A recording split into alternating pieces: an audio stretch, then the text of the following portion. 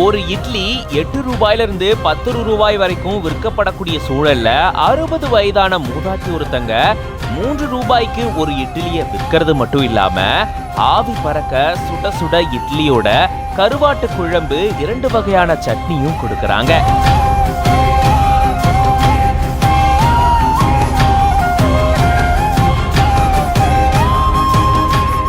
வயிறு நிறையதோ இல்லையோ இந்த பாட்டி கிட்ட சாப்பிட்டா மனசு நிறையுங்க அப்படின்ற அளவுக்கு ரொம்பவே நெகிழ்ச்சியை ஏற்படுத்துது இந்த மூதாட்டியுடைய செயல்.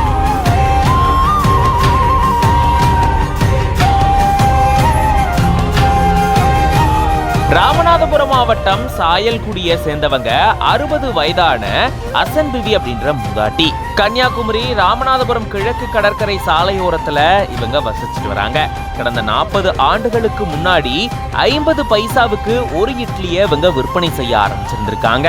ஆனா இப்போ கடும் விலைவாசி உயர்வு காரணமா 50 பைசாவுக்கு இவங்களுக்கு விற்பனை செஞ்சா லாபம் கிடைக்கிறது இல்ல.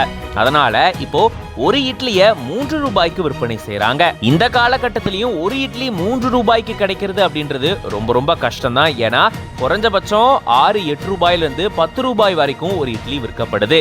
இப்படிப்பட்ட சூழல்ல 3 ரூபாய்க்கு இட்லி விற்கிறாங்க அப்படின்றதுக்கு மிகப்பெரிய மனசு வேணும். அது மட்டும் இல்லாம அது கூட சேர்த்து கருவாட்டு குழம்பையும் 2 வகையான சட்னியும் வழங்குறாங்க. இவ்வளோ சுவையா சுட சுட இட்லியா அதுவும் 3 ரூபாய்க்கு வாங்கி சாப்பிட்றது அப்படின்றது ரொம்பவே ஒரு அருமையான செயல்ல.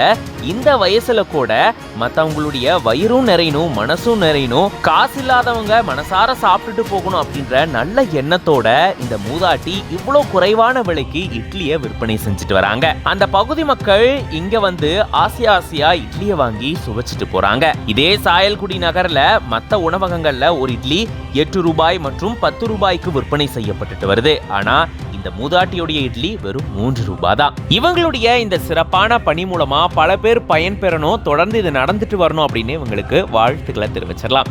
இது பத்தின உங்களோட கருத்துக்களை கமெண்ட்ஸ்ல சொல்லுங்க.